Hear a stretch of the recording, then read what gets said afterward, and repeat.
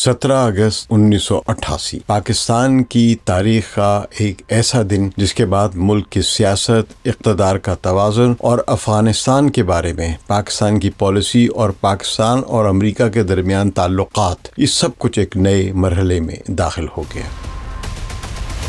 بہاولپور سے اسلام آباد واپس جانے والا ایئر فورس کا C-130B ہرکیولیس چند منٹ کی پرواز کے بعد اچانک قابو سے باہر ہوا، تیزی سے نوز ڈائیو زمین کی طرف کیا اور پھر ایک زبردست دھماکے کے ساتھ تباہ ہو گیا۔ ایویشن ریکارڈز کے مطابق اس طیارے میں 30 افراد سوار تھے اور ان 30 افراد میں پاکستان کے صدر جنرل محمد ضیاء الحق ہی نہیں تھے، chairman joint chiefs of staff committee general Akhtar Abdur Rahman, brigadier Siddiq Salik تھے اور امریکہ کے پاکستان میں سفیر آرنلڈ رافیل، اور اس کے علاوہ امریکہ کے جو فوجی امداد کے مشن تھے اور ملٹری اٹاشی جنرل ہربرٹ واسم، وہ بھی ہلاک ہوئے۔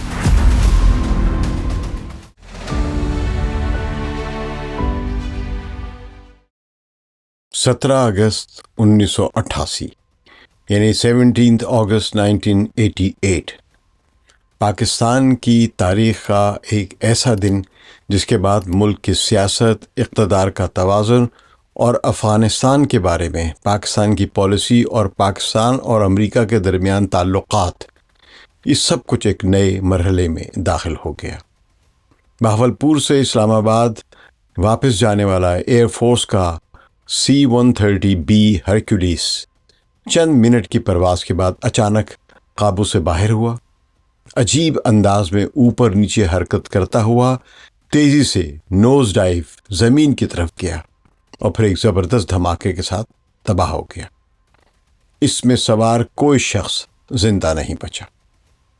ایویشن ریکارڈز کے مطابق اس طیارے میں 30 افراد سوار تھے، جن میں 4 رکنی ایک فلائٹ کریو تھا اور 26 دوسرے افراد یعنی مسافر شامل تھے، اور ان 30 افراد میں صرف پاکستان کے صدر جنرل محمد ضیاء الحق ہی نہیں تھے۔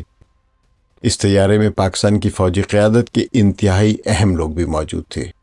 جنرل محمد ضیاء الحق صدر پاکستان اور چیف آف آرمی اسٹاف کے علاوہ chairman joint chiefs of staff committee general Akhtar Abdur Rahman, جو کہ افغانستان میں سوویت جنگ کے دوران ڈائریکٹر جنرل ISI بھی رہے تھے، اور اس زمانے کی پوری ملٹری جو بھی اسٹریٹجی تھی اس میں ان کا بڑا اہم کردار تھا، اور جو CIA کے ڈائریکٹر تھے ولیم کیسی، ان کے ساتھ ان کے قریبی تعلقات بھی تھے۔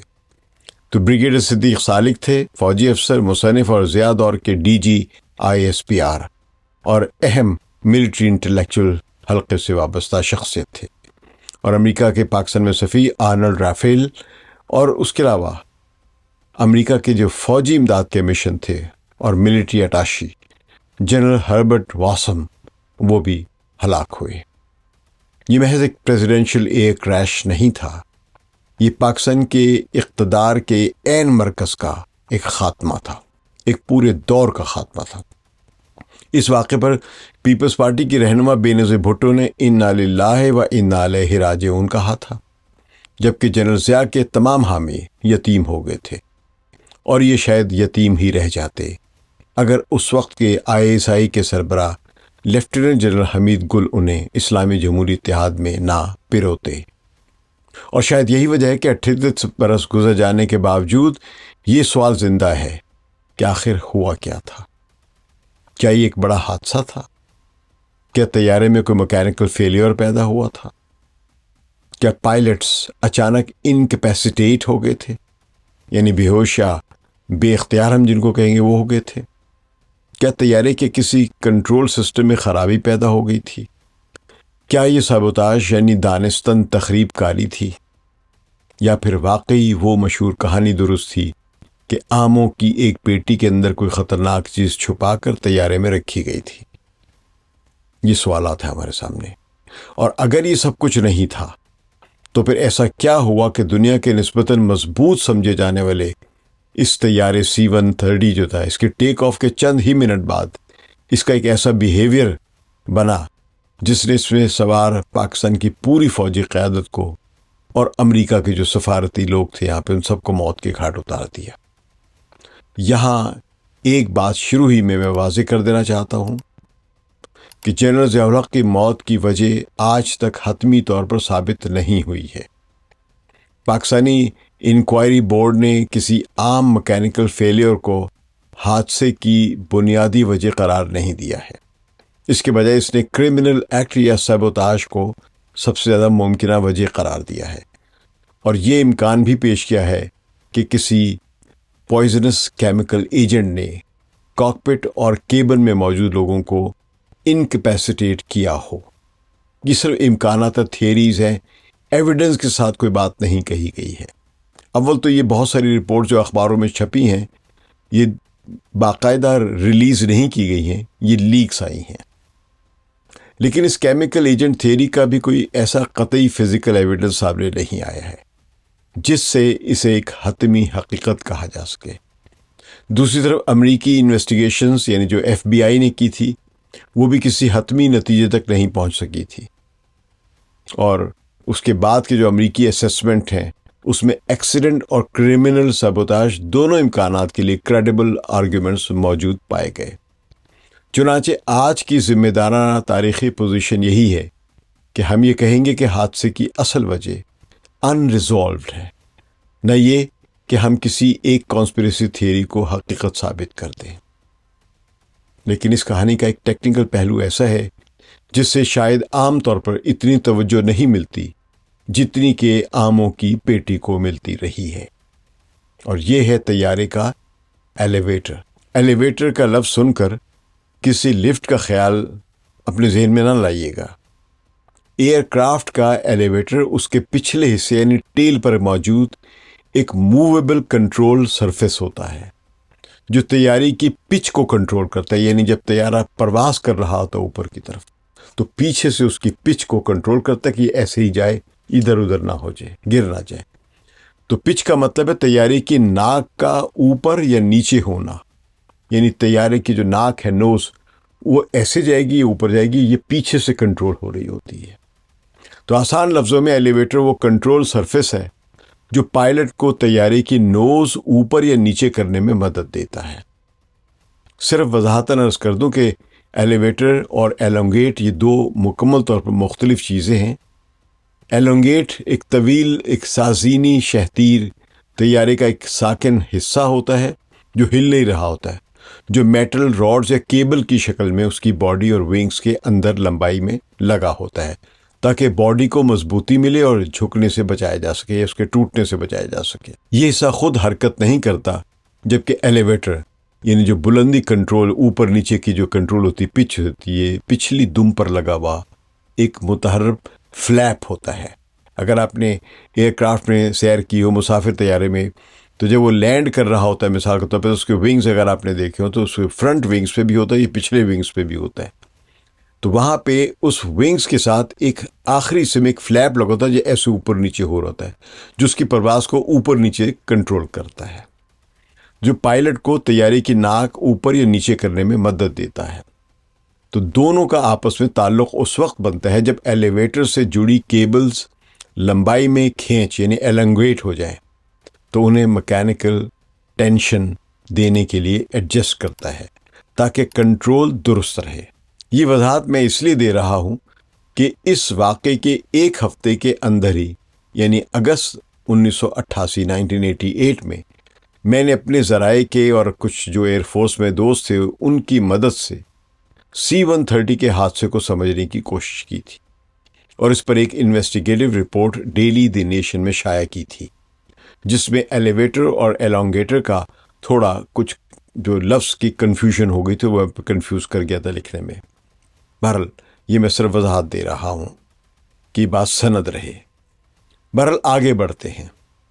C-130 اب ذرا سوچیں کہ ابھی رن وے سے اڑا ہے، طیارہ زمین سے ذرا بلندی پر پہنچا ہی ہے، یعنی ٹیک آف کر رہا ہے، اور ایسے میں اگر اس کے فلائٹ کنٹرول سسٹم میں ایسی خرابی پیدا ہو جائے جس سے پائلٹ طیارے کی پچ کو مناسب طور پر کنٹرول نہ کر سکے، یعنی اوپر نوز اٹھانے والی اس پچ کو، اس پرواز کے اس زاویے کو کنٹرول نہ کر سکے، تو چند سیکنڈ بعد پھر یہ بہت اہم ہو جاتے ہیں اس کی تباہی یا پرواز ہو جانے میں۔ یہی وہ جگہ ہے جہاں میری اپنی جرنلسٹک میموری اس وقت اس واقعے سے جڑی ہوئی ہے۔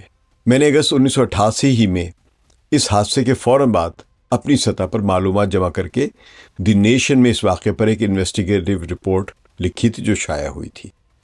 یہ غالباً 17 کو یہ واقعہ ہوا تو سمجھے کہ 23-24 اگست ہوگی اس وقت۔ تو اس وقت جو چیز مجھے سب سے زیادہ اہم محسوس ہوئی تھی وہ آموں کی پیٹی نہیں تھی بلکہ طیارے کا آخری بیہیویئر تھا۔ یعنی ٹیک آف کرنے کے بعد اس کا آخری بیہیویئر جو کہ چند سیکنڈز کا تھا، اور اس کے بعد یہ طیارہ زمین پہ جا کے ہٹ کرتا ہے۔ تو طیارہ عام انداز میں کریش نہیں ہوا ہے، ایسا نہیں کہ یہ یوں کرتا ہوا نیچے کریش کر گیا، بلکہ یہ ٹیک آف کر رہا ہے اور پھر یوں اوپر ہو کے پھر یوں نیچے جاتا ہے، تقریباً 60 کے زاویے سے۔ یہ اس کا آخری فلائٹ بیہیویئر ہے۔ تو یہ سوال پیدا کر رہا تھا کہ کیا ایئر کرافٹ کے ایلیویٹر کنٹرول سسٹم میں کوئی میل فنکشن ہوا تھا؟ بدقسمتی سے میں لندن میں ہوتے ہوئے دی نیشن میں شائع ہونے والی اپنی اس رپورٹ تک ایکسس نہیں حاصل کر سکا ہوں، اور یہ رپورٹ اتفاق سے نیٹ پہ اویلیبل بھی نہیں ہے۔ اس لیے میں آج تقریباً 4 دہائیوں بعد اپنی اس رپورٹ کی جو میں نے اس وقت شائع کی تھی اس کو اپنی یادداشت کی بنیاد پر دوبارہ ذہن میں لا رہا ہوں۔ تو میرے لیے اصل سوال اب یہی بنتا ہے کہ اگر طیارے کا کنٹرول سسٹم کسی مرحلے پر میل فنکشن کر رہا تھا تو پھر پاسبلٹی کو اتنی گہرائی سے کیوں نہیں کھنگالا گیا؟ یعنی یہ کہ اس کے ایلیویٹرز میں گڑبڑ تھی اور کس طرح کی تھی، کیا تھی، اس کو بہت زیادہ ایگزامن کیوں نہیں کیا گیا؟ ہر انکوائری اور انویسٹیگیشن میں اس پر کھل کے بات کیوں نہیں کی گئی؟ حالانکہ اس واقعے کے بعد 1-2 مہینے بعد مختلف اخبارات میں، انٹرنیشنل نیوز پیپرز میں اس کا ہلکا سا ذکر ضرور آیا ہے۔ تو یہاں ایک بہت اہم احتیاط ضروری ہے۔ میں یہ نہیں کہہ رہا ہوں کہ ایلیویٹر میل فنکشن ایک ثابت شدہ کاز ہے، یعنی ایئر کرافٹ کے ایکسیڈنٹ کا۔ میں یہ بھی نہیں کہہ رہا کہ میل فنکشن لازمی سبوتاژ تھا، لیکن بعد میں سامنے والی جو انویسٹیگیشنز ہیں ان سے یہ معلوم ہوتا ہے کہ ایلیویٹر ہائیڈرولک سسٹم میں براس اور ایلومینیم کے میٹل پارٹیکلز کی ایک ایکسٹینسو کنٹیمنیشن پائی گئی تھی، اور کنٹرول کیبلز کے ڈیمیج کی بات بھی انویسٹیگیشن کے حوالے سے سامنے آئی تھی تھوڑی تھوڑی۔ پاکستانی انویسٹیگیشنز نے اس ایویڈنس کو کریش کی بنیادی وجہ نہیں مانا اور موقف اختیار کیا کہ ایسی کنٹیمنیشن کنٹرول کو جو سلگز ہوتے ہیں وہ بنا سکتے ہیں، یعنی اس کا استعمال جب ہوتے آگے پیچھے ہوتے تو ان کے ہلکے ہلکے جو پارٹیکلز ہیں وہ گرتے رہتے ہیں وہاں پہ۔ مگر پاکستانی انویسٹیگیشن کے مطابق یہ کنٹیمنیشن جو حادثے کی مکمل وضاحت نہیں کرتی تھی۔ تو یہاں معاملہ مزید دلچسپ ہو جاتا ہے۔ 1988 یعنی 1988 میں ہی امریکی ذرائع کے حوالے سے ایسی رپورٹ سامنے آئی تھیں جن میں مکینیکل میل فنکشن کو حادثے کی ممکنہ وجہ قرار دینے کی بات کی گئی تھی۔ یعنی اس وقت بھی انویسٹیگیشن کے اندر یہ سوال موجود تھا کہ کہیں طیارہ کسی مکینیکل پرابلم کی وجہ سے تو بے قابو نہیں ہوا تھا۔ لیکن پاکستانی آفیشیل انویسٹیگیشن یا انکوائری جو اس نے آخر کار سبوتاژ کو زیادہ ممکنہ ایکسپلینیشن قرار دیا ہے۔ تو ہمارے سامنے پھر 2 بڑے راستے بن جاتے ہیں۔ ایک راستہ یہ کہ ایکسیڈنٹ ہے، یعنی کسی مکینیکل یا فلائٹ کنٹرول فیلیور نے طیارے کو کنٹرول سے بے قابو کیا اور پائلٹ نے اسے سنبھالنے کی کوشش کی، اور ایک قسم کی وہ جو آلٹیٹیوڈ پر کیونکہ نیچے تھا، بھی طیارہ بہت اوپر نہیں تھا اور ٹیک آف کر رہا تھا، تو اس لیے اس کی ریکوری یعنی فلائٹ کو دوبارہ مناسب رستے پر لانے کی جو ریکوری کہلاتا ہے جو لفظ، وہ پھر ممکن نہ رہی۔ تو دوسرا راستہ سبوتاژ کا ہو سکتا ہے، یعنی تخریب کاری کا۔ لیکن سبوتاژ کا مطلب لازماً بم نہیں ہوتا ہے کہ بم کسی نے رکھا ہو۔ اگر کسی نے جان بوجھ کر ایئر کرافٹ کے کسی کرٹیکل مکینیکل اور یا کہہ لیں کہ ہائیڈرولک سسٹم میں خرابی پیدا کی ہو تو وہ بھی سبوتاژ ہی سمجھا جائے گا۔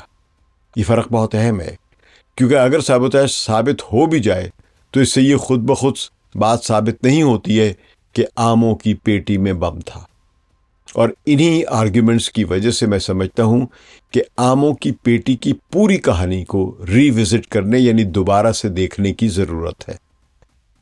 آج پاکستان میں شاید بہت سے لوگ سمجھتے ہیں کہ جنرل ضیاء الحق کا طیارہ آموں کی پیٹی میں بم کی وجہ سے تباہ ہوا تھا، لیکن یہ کبھی کوئی یا کسی بھی آفیشیل فائنڈنگ میں یہ بات نہیں بیان کی گئی ہے۔ کسی آفیشیل انویسٹیگیشن نے یہ نتیجہ نہیں دیا کہ مینگو کریٹ میں بم رکھا تھا یا رکھا گیا تھا اور اس نے طیارہ تباہ کیا، نہ پاکستان کی انکوائری میں، نہ امریکن FBI کی انکوائری میں۔ تو پھر آم کی کہانی کہاں سے آئی ہے یا یہ آم کہاں سے آ گئے؟ یہ ایک دلچسپ سوال ہے۔ حادثے کے بعد آموں کے بارے میں افواہیں اور کہانیاں گردش کرنے لگی۔ کسی نے کہا کہ جس میں آم بھی رکھے گئے تھے۔ اب ایک کیا کہتے ہیں انوینٹوری کی ایک لسٹ آ گئی کہ کیا کیا کون کون بیٹھا تھا، تو سامان میں اس کا بھی ذکر آ گیا۔ تو اس سے ایک کیونکہ آم آ گئے تو آم شاید عجیب سی چیز لگی ہوگی لوگوں کو، حالانکہ بڑا عام تھا۔ اگر کسی نے بھی ملتان سے سفر کیا ہو اور خاص طور پہ اس موسم میں جب آموں کا سیزن ہوتا ہے، تو میں نہیں جانتا کہ کوئی بھی آدمی وہاں سے آ رہا ہو اور آموں کی 2 پیٹیاں نہ لا رہا ہو۔ تو بعد میں یہ قصہ پاکستانی سیاسی فولکلور یعنی لوک کہانی کا حصہ بن گیا۔ پھر 2008 میں محمد حنیف کا novel A Case of Exploding Mangoes شائع ہوا۔ یہ فکشن تھا، یہ انویسٹیگیٹو رپورٹ نہیں تھی۔ خود کتاب کے پبلشر اور بیبلیوگرافک ڈسکرپشن جو ہے وہ اسے فکشن اور فکشنلائزڈ اکاؤنٹ کے طور پر بیان کرتی ہے، جس میں 1988 کے حقیقی کریش کے گرد موجود مختلف کانسپریسی تھیوریز کو امیجینیشن کے ذریعے ایک افسانوی کہانی میں تبدیل کیا گیا ہے۔ تو یہاں ایک دلچسپ آئرنی پیدا ہوتی ہے۔ جس واقعے کی اصل حقیقت پہلے ہی دھند میں لپٹی ہوئی تھی، اس کے ارد گرد ایک ایسا فکشنل نیریٹو وجود میں آیا جو اتنا مشہور ہوا کہ بہت سے لوگوں کے ذہن میں فکشن اور ہسٹوریکل فیکٹ کی سرحد ہی دھندلا گئی۔ ناول نے خود کئی ممکنہ ایکسپلینیشنز کو ایک ساتھ کھیل کے طور پر پیش کیا، جن میں mechanical failure, human error, CIA، جنرلوں کی ناراضگی اور مینگو سیزن تک شامل تھے۔ تو اس کا مطلب یہ نہیں کہ محمد حنیف نے آموں کی پیٹی کی کانسپریسی ایجاد کی تھی۔ ایسا کہنا بھی ایک ایویڈنس سے ثابت نہیں ہوتا۔ زیادہ محتاط بات یہ ہے کہ آموں کی کہانی پہلے سے موجود ایک پاپولر نیریٹو بن گئی ہوئی تھی میڈیا کے ذریعے، جسے فکشن نے ایک انتہائی یاد رہ جانے والی شکل دے دی۔ اس پر انویسٹیگیشنز ہونی چاہیے کہ آموں کی پیٹی کی کہانی اس سارے کریش کی کہانی میں کہاں سے داخل ہوئی اور کیوں اتنی ڈومیننٹ ہوگی کہ باقی اہم فیکٹر جو ہیں وہ لوگوں کی میموری کا حصہ ہی نہیں ہے۔ شاید اس واقعے کی پیچیدگیاں اتنی زیادہ تھیں کہ عوام الناس نے ایک سادہ سازشی نظریے یعنی کانسپریسی تھیوری کے ذریعے اس بڑے واقعے کو سمجھنے کی کوشش کی۔ اس وضاحت کے ذریعے سمجھا جا سکتا ہے کہ کانسپریسی تھیوریز کیوں مقبول ہو جاتی ہیں۔ جب کوئی واقعہ بہت پیچیدہ ہو تو لوگ آسان اور قائل کر دینے والی کہانیوں کا سہارا لیتے ہیں، چاہے وہ حقیقت سے دور ہی کیوں نہ ہوں، اور شاید وہ طاقتیں جو حقائق کو چھپانا چاہتی ہوں ان کو بھی آموں کی پیٹی کی تھیوری زیادہ سوٹ کرتی ہے۔ اور پھر سوال یہ پیدا ہوتا ہے کہ اس فکشنلائزیشن نے ایک کانسپریسی تھیوری کو مضبوط کیوں کیا؟ ہاں، ایک ریزنیبل پاسبلٹی بنتی ہے، لیکن کیا ہم یہ کہہ سکتے ہیں کہ آموں کی کہانی ابتدائی سے اسی مقصد کے لیے گھڑی گئی تھی کہ کسی اصل ٹیکنیکل پولیٹیکل ایکسپلینیشن سے توجہ ہٹا دی جائے؟ ممکن ہے، مگر ہمارے پاس اس کا کوئی ثبوت نہیں ہے، اور اس لیے میرے خیال میں اس واقعے کو سمجھنے کے لیے ہمیں آموں سے زیادہ ایئر کرافٹ بیہیویئر کو دیکھنا چاہیے، اور یہی انویسٹیگیشن کی ایک بنیادی تقاضا بھی ہے۔ تو اب آتے ہیں پائلٹس کی طرف کہ C-130 کا پائلٹ کیا اس سازش میں شامل تھے؟ یہ بھی اس زمانے میں مشہور تھیوری پھیلائی گئی تھی۔ یہ سوال بھی اس کیس کے ساتھ جڑا ہوا ہے۔ طیارے کا پائلٹ ونگ کمانڈر محشود حسن تھا، اور اس کے ساتھ کو پائلٹ، نیویگیٹر اور انجینئر سمیت 4 رکنی فلائٹ کرو تھا۔ اس واقعے کی رپورٹنگ کے مطابق محشود حسن کو خود جنرل ضیاء الحق نے پائلٹ کے طور پر منتخب کیا تھا، اور طیارے نے حادثے سے ایک دن پہلے بھی اسلام آباد اور بہاولپور کے درمیان ٹرائل فلائٹ کی تھی۔ پائلٹس کو سازش کا حصہ ثابت کرنے والی کوئی کریڈیبل آفیشیل فائنڈنگ سامنے نہیں آئی ہے۔ اس کے برعکس ایک وقت میں ایک مخصوص فرقہ وارانہ کانسپریسی تھیوری بھی چلائی گئی جس میں کو pilot flight lieutenant Sajid Gilani کو بنیاد بنایا گیا۔ بعد کی رپورٹنگ کے مطابق C-130 کے بیک اپ پائلٹ کو بھی گرفتار کر کے پوچھ گچھ کی گئی اور اس سے اقبالی بیان لینے کی کوشش کی گئی تھی، جو کہ ساجد گیلانی کا دوست تھا۔ تو اس نے پائلٹ کو فدائی مشن پر آمادہ کیا، اس پر الزام تھا، اور یہ الزام لگا کر اس کو سخت ٹارچر کا شکار بھی کیا گیا تھا۔ کئی سال تک وہ جیل میں رہا تھا، لیکن یہ کوشش بھی بالآخر ناکام ثابت ہوئی، اور خود ایئر فورس کے ٹیکنیکل اسسمنٹ نے اس پاسبلٹی کو کمزور کیا کہ کو پائلٹ اکیلا اس نوعیت کا کریش کر سکتا تھا۔ یعنی پائلٹس کو سازش کا ذمہ دار ٹھہرانے کے لیے بھی ہمیں یا ہمارے پاس کوئی ایویڈنس، پروون ایویڈنس نہیں ہے۔ کو پائلٹ تو کریش کے ساتھ ہی ہلاک ہو گیا تھا، مگر اس کے دوستوں کو گرفتار کر لیا گیا تھا، جیسا کہ میں نے بتایا ساجد گیلانی کے دوست کو، جن پر بہت تشدد ہوا تھا لیکن کچھ بھی نہیں نکلا تھا آخر میں۔ تو اب وہی کو پائلٹ کے جو دوست جن پر تشدد ہوا تھا، ٹارچر ہوا تھا، ان کو رہا کر دیا گیا تھا، اور آج کل وہ انگلینڈ میں رہتے ہیں۔ تو ایک اور سوال یہ ہے کہ اگر کاکپٹ کرو کا واقعہ کسی کیس یا کیمیکل ایجنٹ نے انکیپیسیٹیٹ کیا تو مے ڈے کال کیوں نہیں ہوئی؟ کیونکہ جیسے ہی کوئی پائلٹ محسوس کرتے کہ وہ انکیپیسیٹیٹ ہو رہے ہیں یا اپنے ہوش کھو رہے ہیں تو فوراً ایک بٹن دبا کے مے ڈے کی کال کر دیتے ہیں وہ۔ تو یہی وجہ تھی کہ پاکستانی انکوائری نے کیمیکل انکیپیسیٹیشن کی پاسبلٹی پیش کی، لیکن یہاں پھر وہی مسئلہ ہے کہ پاسبلٹی اور ایویڈنس میں بہت فرق ہے۔ اب پاسبلٹی کے نام پر بہت ساری ہائپوتھیسز بنا سکتے ہیں، پاسبلٹیز کی ایک لسٹ بنا سکتے ہیں، لیکن اصل انویسٹیگیشن یہ ہوتی ہے کہ ان پاسبلٹیز کو رول آؤٹ کیا جائے یا رول ان کیا جائے۔ تو یہ فرق اس پورے کیس میں بار بار سامنے آتا ہے۔ اس زمانے کے لوکل اور جیو پولیٹیکل حالات پر ہم ابھی بات کرتے ہیں، لیکن اس پر بات کرنے سے پہلے ایک اور پہلو پر بھی بات کر لیتے ہیں۔ بطور general officer commanding of division یعنی GOC بہاولپور کے میجر جنرل محمود علی درانی 17 اگست 1988 کو یعنی 1988 کو بہاولپور میں موجود سب سے سینئر فوجی افسر تھے، جنہوں نے جنرل ضیاء الحق سمیت اسلام آباد سے آنے والے وفد کو بہاولپور کے ایئرپورٹ سے رخصت کیا تھا۔ انہوں نے ہی M1 ابراہمس ٹینکوں کی جو وہاں پہ ایک سمجھے ڈیمونسٹریشن تھی وہ منظم کی تھی، کیونکہ اس پورے کے پورے وفد کو یہ اسی لیے بلایا گیا تھا کہ ابراہم M1 جو ٹینکس جو تھے ان کی ڈیمونسٹریشن دیکھ کے پھر ان کی خریدنے کے لیے آرڈرز دیے جائیں امریکہ کو۔ تو اس ڈیمونسٹریشن کو دیکھنے کے لیے صدر ضیاء الحق جو تھے وہ وہاں پہنچے تھے، تو ان کو رخصت کیا تھا جنرل درانی نے بہاولپور سے اسلام آباد جاتے وقت۔ اگرچہ جنرل درانی کو کسی بھی سرکاری انکوائری میں کبھی بھی باضابطہ طور پر تفتیش یا الزام کا سامنا نہیں کرنا پڑا، تاہم انہیں پبلکلی الزامات کا سامنا ضرور کرنا پڑا، خاص طور پر جنرل ضیاء الحق کے بیٹے اعجاز الحق کی طرف سے، جنہوں نے ان پر الزام لگایا تھا کہ انہوں نے صدر کو اس تقریب میں شرکت کرنے کے لیے دباؤ ڈالا تھا، کو 16 مرتبہ 16 ٹائمز کالز بھی کی تھی، لیکن جنرل درانی نے الزامات کو سختی سے مسترد کرتے ہوئے انہیں بے بنیاد قرار دیا۔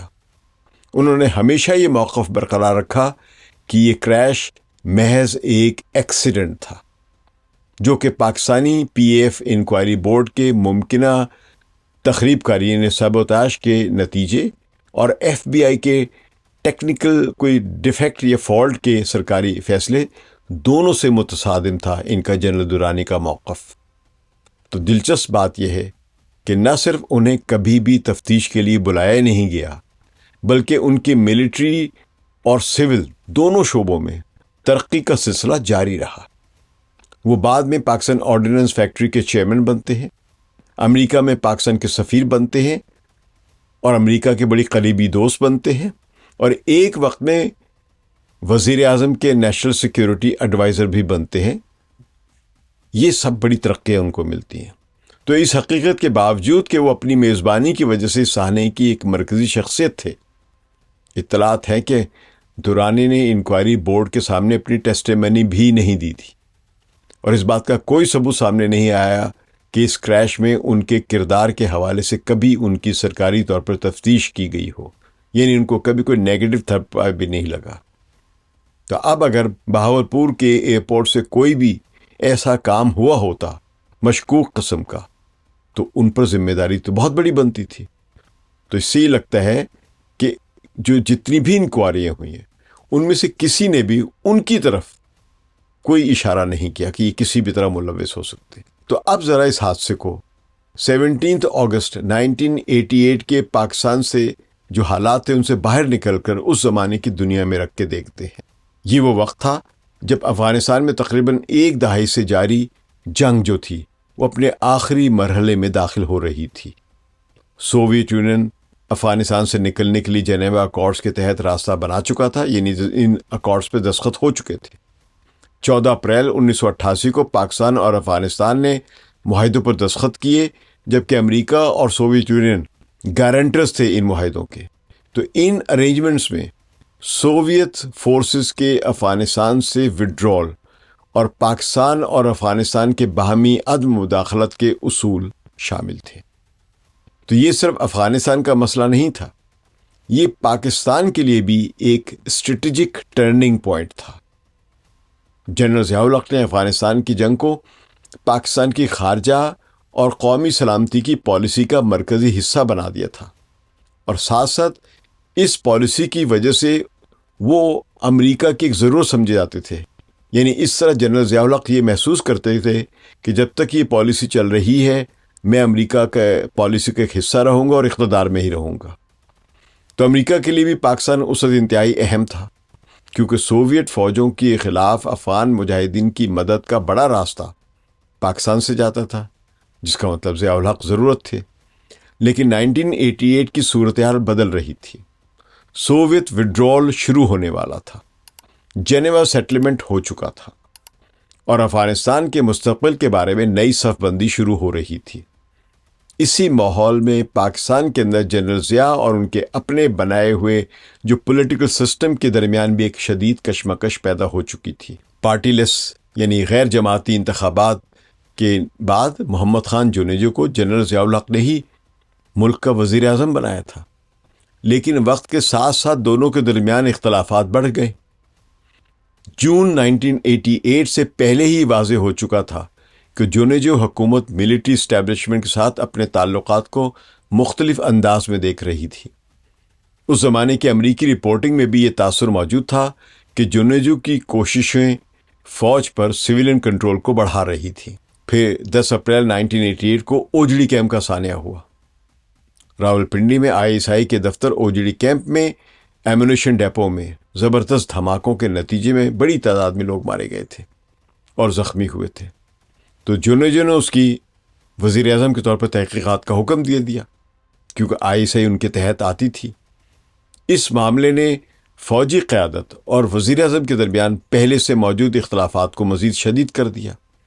तो बाद में यही बहरान जुनेजो की बरतरफी के बड़े सियासी पस मंज़र का हिस्सा बनता है और फिर 29 मई 1988 को जनरल ज़िया ने जुनेजो की हुकूमत को ख़त्म कर दिया। कौमी असम्बली तहलील कर दी और सूबाई असम्बलियाँ भी तहलील कर दी। तो इस इक़दाम के जवाज़ के तौर पर ज़िया ने लॉ एंड ऑर्डर और दीगर वजूहात पेश की थी, लेकिन उस दौर के ऑब्ज़र्वर ने इस इक़दाम को फ़ौज और सिविल हुकूमत के दरमियान बढ़ती हुई कशीदगी के तनासुर में देखा था। यानी हादसे से सिर्फ 3 माह पहले पाकिस्तान एक बड़े कॉन्स्टिट्यूशनल और पॉलिटिकल क्राइसिस से गुजर चुका था। और अब एक और चीज़ देखिए, जुनेजो हुकूमत के ख़ात्मे के बाद इंतखाबात का ऐलान किया गया था और जिन इल्ज़ामात के तहत जुनेजो हुकूमत को हटाया गया था उन्हीं इल्ज़ामात के तहत सूबाई हुकूमतों को भी हटाया गया था। लेकिन एक सूबाई हुकूमत के वज़ीर आला को बहाल भी कर दिया गया चंद दिनों बाद, और वो थे पंजाब के वज़ीर आला मियाँ मोहम्मद नवाज शरीफ। बाकी कोई भी वज़ीर आला और वज़ीर आज़म बहाल नहीं हुए थे। यहाँ तक कि बाद में जुनेजो के हक़ में सुप्रीम कोर्ट का फ़ैसला भी आ जाता है, लेकिन सुप्रीम कोर्ट ख़ुद ही कहती क्योंकि अब मुल्क जो है इंतखाबात की तरफ जा रहा है, तो अगरचे ان کے خلاف فیصلہ غیر آئینی تھا جونیجو کے خلاف، لیکن اب حکومت بحال نہیں کی جا سکتی۔ دوبارہ جونیجو حکومت کے خاتمے کے بعد انتخابات کا اعلان کیا گیا تھا۔ جنرل ضیاء بھی صدر تھے اور آرمی چیف بھی تھے۔ وہ پاکستان کے سیاسی نظام کے سب سے طاقتور فرد تھے۔ ان کی موجودگی میں آئندہ انتخابات کا نتیجہ کیا ہوتا، سیاسی جماعتوں کو کس حد تک آزادی ملتی، اور فوج اور منتخب حکومت کے درمیان طاقت کا اصل توازن کیا بنتا، کون الیکشن لڑ پاتا، کون الیکشن نہ لڑ پاتا، یہ سب کے سب سوال ابھی جواب طلب تھے۔ اس لیے یہ کہنا درست نہیں کہ ضیاء کو ضرور اسی لیے قتل کیا گیا ہوگا کہ ان کو رستے سے ہٹا دیا جائے، لیکن یہ ضرور کہا جا سکتا ہے کہ ضیاء کی موجودگی پاکستان کے اس ٹرانزیشنل مومنٹ میں ایک انتہائی اہم ویریبل فیکٹر تھا یا رکاوٹ تھا۔ یا فیصلہ کریں تو ایک طرف وہ افغانستان کی پالیسی، اسلامائزیشن اور ملٹری ڈومیننس کے مرکزی معمار تھے اس پورے سسٹم کے، دوسری طرف جونیجو حکومت کے خاتمے کے بعد وہ دوبارہ براہ راست سیاسی اقتدار کے مرکز میں آ چکے تھے اور سب اختیارات ان کے پاس آ چکے تھے، کیونکہ انہوں نے جب جونیجو کی حکومت کو برطرف کیا گیا تھا تو اس وقت جو کیئر ٹیکر گورنمنٹ بنائی تھی، یہ بڑی مزیدار بات ہے، جو کیئر ٹیکر گورنمنٹ بنائی تھی وہ وزیر اعظم یا کیئر ٹیکر پرائم منسٹر کے بغیر بنائی تھی، جو کہ ساری کی ساری غیر آئینی تھی۔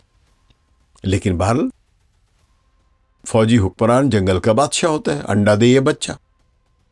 تو بہرحال تیسری طرف جو اس زمانے کے جو بین الاقوامی ماحول جو تھا، جیسے کہ میں نے بھی بتایا کہ سوویت یونین وڈرا کر رہا تھا اور اس کی وڈرال شروع ہونے والی تھی کسی بھی وقت، تو افغانستان میں نئی سیاسی حقیقت پیدا ہونے والی تھی، پاکستان میں انتخابات ہونے تھے، اور اس سب کے درمیان وہ شخص جو گزشتہ 11 برس سے پاکستان کی طاقت کے مرکز میں بیٹھا تھا، اب بھی صدر اور آرمی چیف دونوں عہدوں پر فائز تھا۔ وہ اگلے 5 انتخابات تک، 5 سال نہیں، 5 انتخابات یعنی 25 سال تک صدر رہنے کی خواہش کا اظہار کر چکا تھا۔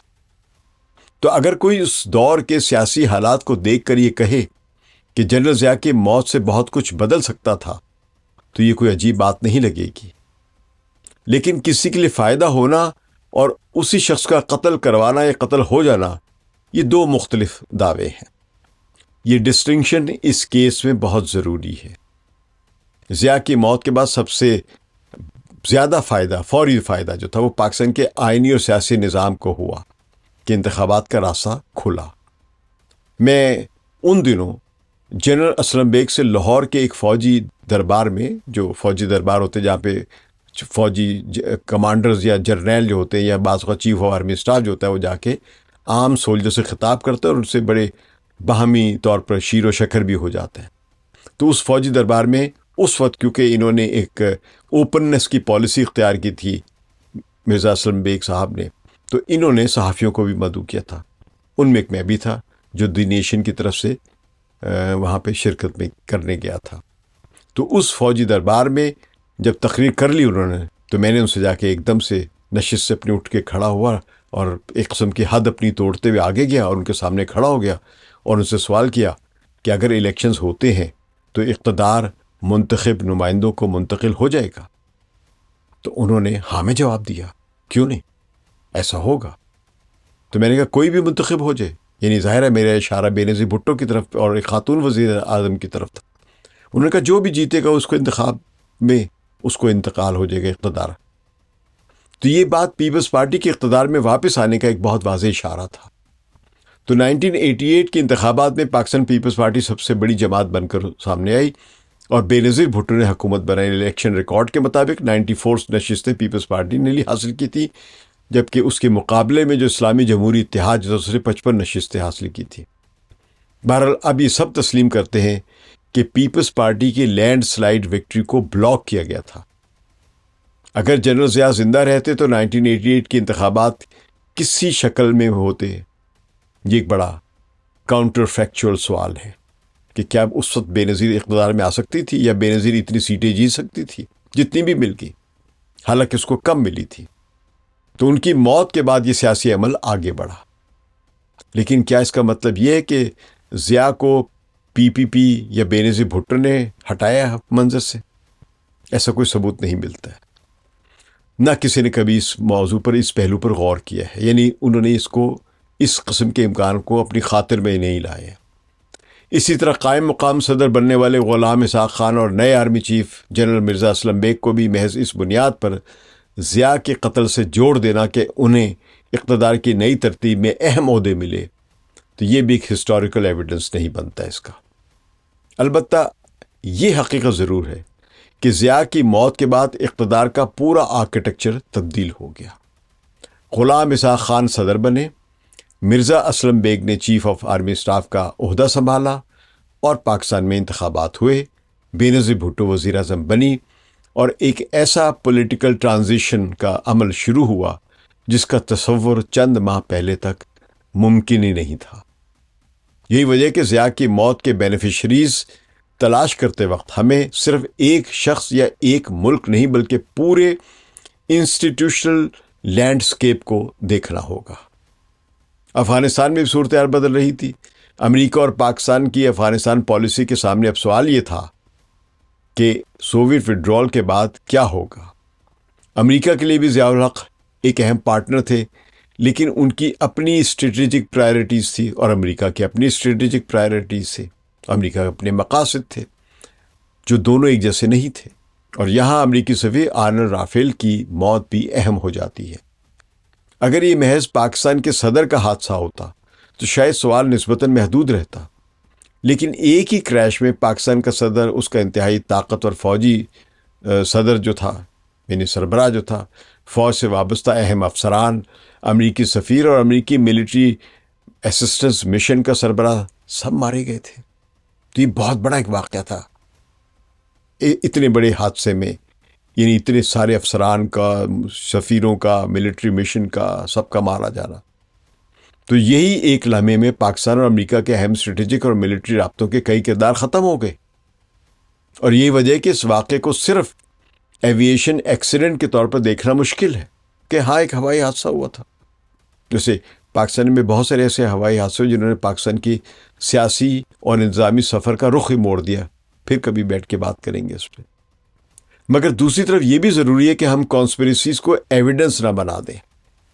اس حادثے کے بارے میں کئی نظریات سامنے آتے ہیں۔ امریکہ پر شک کیا جاتا ہے، انڈیا پر شک کیا گیا، سوویت یونین پر شک کیا گیا، اندرونی فوجی حلقوں پر بھی شک کیا گیا، فرقہ وارانہ عناصر پر شک کیا گیا، کیمیکل ایجنٹ کی بات ہوئی، میکینیکل فیلیور کی بات بھی ہوئی، اور پھر آموں کی پیٹی کی کہانی بھی مشہور ہو گئی۔ لیکن ان میں سے کسی ایک ایکسپلینیشن کو ایسا ڈیفینیٹو ایویڈنس حاصل نہیں ہوا جس پر تاریخ کی عدالت میں مقدمہ پھر اس پر ختم ہو جاتا، بحث ختم ہو جاتی۔ اور شاید یہی اس کیس کا سب سے بڑا ایک المیہ یا ٹریجڈی ہے، کیونکہ اگر یہ صرف ایک ایکسیڈنٹ تھا تو پاکستان نے ایک ٹیریبل ایکسیڈنٹ کی حقیقت کبھی مکمل طور پر اسٹیبلش کیوں نہیں کی؟ اگر یہ سیبوتاژ تھا تو پاکستان تقریباً 4 دہائیاں گزرنے کے باوجود یہ نہیں بتا سکا کہ کس نے کیا، کیسے کیا اور کیوں کیا، یہاں تک کہ یہ بھی طے نہیں کیا کہ یہ واقعی سیبوتاژ تھا یا نہیں، صرف پاسبلٹیز کی حد تک بات کی ہوئی ہے۔ تو اگر کیمیکل ایجنٹ استعمال ہوا تھا تو اس کا قطعی ثبوت کہاں ہے؟ کیونکہ اگر کیمیکل ایجنٹ استعمال ہوا تو لاشوں میں کہیں نہ کہیں ٹریسز ہوتے ہیں۔ اگر ایئر کرافٹ کے ایلیویٹر سسٹم میں میل فنکشننگ ہوئی تھی تو اس میل فنکشننگ کی اصل وجہ کیا تھی؟ اگر میکینیکل فیلیور تھا تو اس کے فزیکل ایویڈنس کو کس حد تک انویسٹیگیٹ کیا گیا؟ اگر میل فنکشننگ ڈیلیبریٹ تھا تو کیا یہ سیبوتاژ تھا؟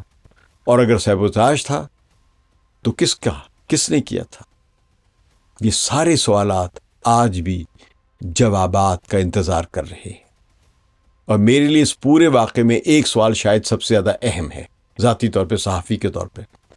ہم نے اس حادثے کے بارے میں عاموں کی کہانی کو اتنی جگہ کیوں دی ہے، جبکہ ایئر کرافٹ یعنی طیارے کے actual behaviour, flight control system اور ٹیکنیکل ایویڈنس کے بارے میں پبلک ڈسکشن اتنی محدود کیوں رہی ہے؟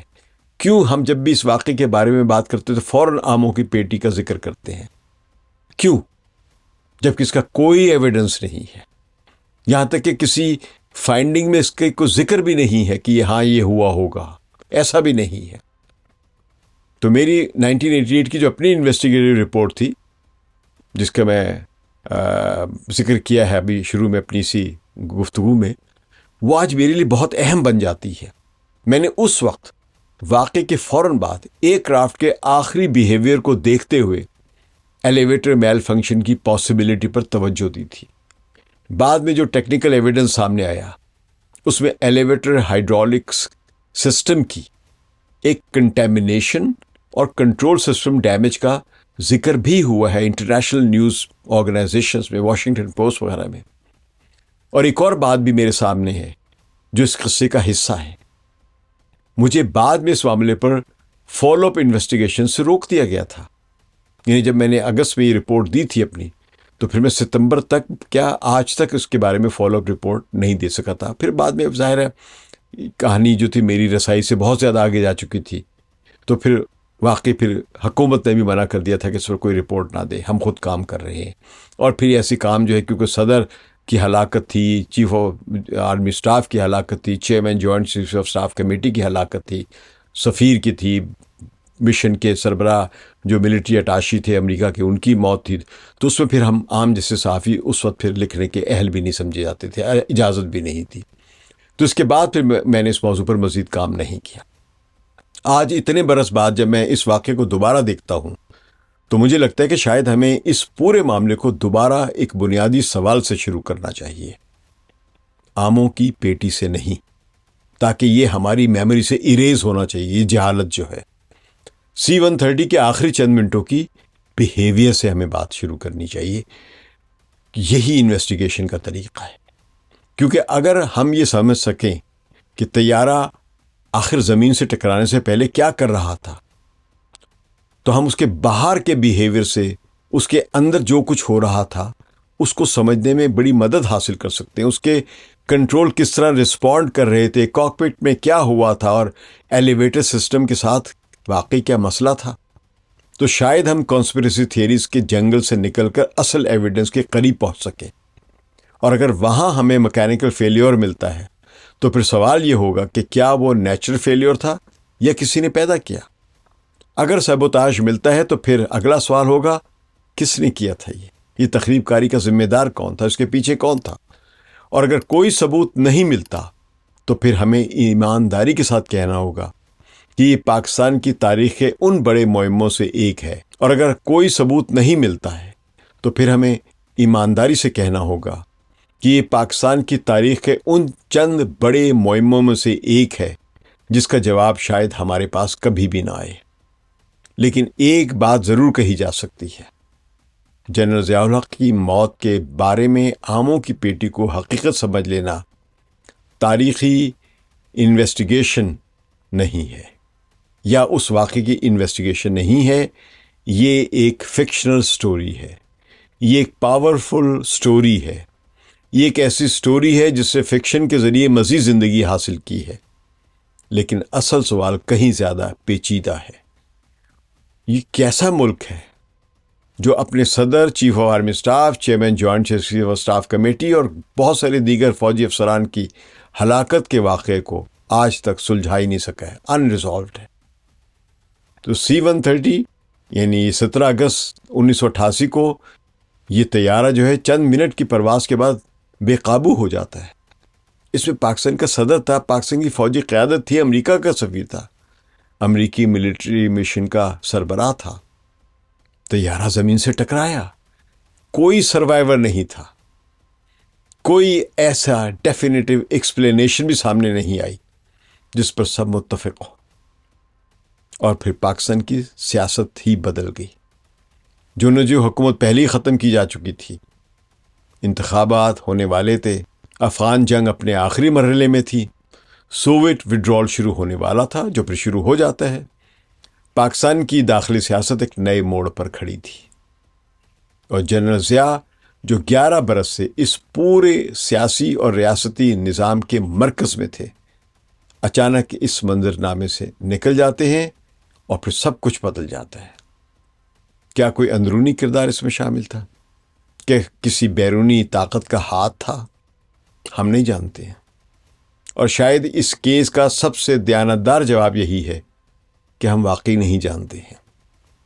لیکن اگر کبھی اس معمے کی نئی تحقیق یا انویسٹیگیشن ہونی چاہیے تو کم از کم آموں کی پیٹی سے نہیں شروع ہونی چاہیے، وہ C-130 کی آخری فلائٹ بیہیویئر جو ہے اس سے شروع ہونی چاہیے، اور شاید اس سوال سے بھی کہ 17 اگست 1988 کو طیارہ زمین سے ٹکرانے سے پہلے حقیقت میں کیا حرکتیں کر رہا تھا، اس میں ہوا کیا تھا، کیونکہ بعض اوقات تاریخ میں سب سے مشہور کہانی اصل راز ہی نہیں ہوتی، اصل راز وہ ہوتا ہے جس پر ہم نے سوال کرنا چھوڑ دیا ہوتا ہے، اور یہی وہ کہانی ہے جس پر پردہ ڈالنے کے لیے ہم نے اس پر ڈسکس کرنا چھوڑ دیا ہے۔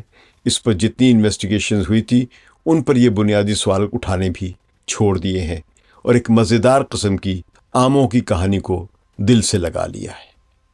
شکریہ۔ ثقلین امام کو اجازت دیجیے۔ خدا حافظ۔